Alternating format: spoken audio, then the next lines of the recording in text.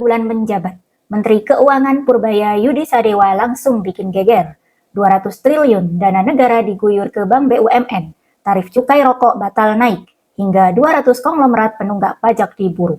Apakah ini strategi jenius atau justru kebijakan beresiko? Yuk kita kupas tuntas semua gebrakan Menkyu baru yang bikin Sri Mulyani saja mungkin geleng-geleng kepala. Presiden Prabowo Subianto resmi menunjuk Purbaya Yudi Sadewa sebagai Menteri Keuangan menggantikan Sri Mulyani pada tanggal 8 September 2025. Belum genap 1 bulan menjabat, sederet kebijakan berani dan mengejutkan langsung digulirkan oleh mantan kepala LPS ini. Dan jelas, arah kebijakan fiskal Indonesia mulai bergeser, lebih pro keberanian, lebih langsung menyentuh rakyat. Gebrakan pertamanya, memindahkan 200 triliun dari kas pemerintah di Bank Indonesia langsung ke 5 bank plat merah. Bank Mandiri, BRI, dan BNI masing-masing dapat 55 triliun, BTN 25 triliun, BSI kebagian 10 triliun. Tapi bukan sembarang bagi-bagi, dana ini tidak boleh dipakai untuk beli obligasi atau sekuritas. Wajib disalurkan ke sektor produktif seperti UMKM, proyek infrastruktur, dan sektor real. Purbaya bilang ini demi memastikan uang negara benar-benar memutar ekonomi, bukan sekedar mengendap atau diputar di pasar modal. Gebrakan kedua, tarif cukai rokok 2026 dibatalkan kenaikannya. Keputusan ini mengejutkan banyak pihak, karena selama 3 tahun terakhir cukai terus naik. Tapi kali ini Purbaya dengarkan aspirasi pelaku industri tembakau yang mengaku sudah sekarat. Sebagai gantinya, pemerintah justru akan memperluas kawasan industri hasil tembakau untuk membantu pengusaha kecil agar legal dan berkontribusi melalui pajak. Purbaya menegaskan ini bukan soal memihak industri besar, tapi menjaga keseimbangan agar sektor ini tetap hidup dan menyerap tenaga kerja. Sistem perpajakan juga tak luput dari sorotan. Cortex, sistem layanan pajak yang selama ini dianggap lambat, akan dibenahi total. Purbaya bahkan berani pasang target selesai dalam waktu 1 bulan dengan dukungan pakar IT internasional. Kenapa ini penting? Karena sampai Agustus 2025, target penerimaan pajak baru tercapai 54,7%. Artinya, ada potensi kebocoran besar jika sistem tidak efisien.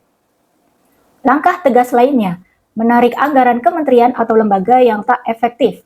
Purbaya akan inspeksi langsung ke instansi besar mulai Oktober 2025 yang tak optimal menyerap anggaran, siap-siap dananya dialihkan ke program yang lebih bermanfaat bagi rakyat.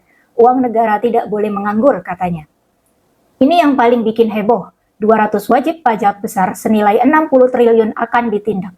Purbaya menggandeng KPK, Kejaksaan, Polri, dan PPATK untuk memastikan mereka tak bisa lari. Nama-nama mereka katanya sudah di tangan, dan kali ini negara serius menagih haknya tanpa harus naikkan tarif pajak. Selain cukai rokok ilegal, Purbaya juga membabat rokok ilegal.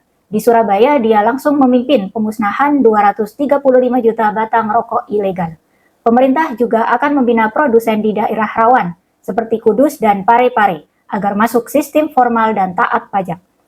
Bahkan kedepannya, platform e-commerce juga disorot untuk memastikan produk ilegal tidak mudah dijual online.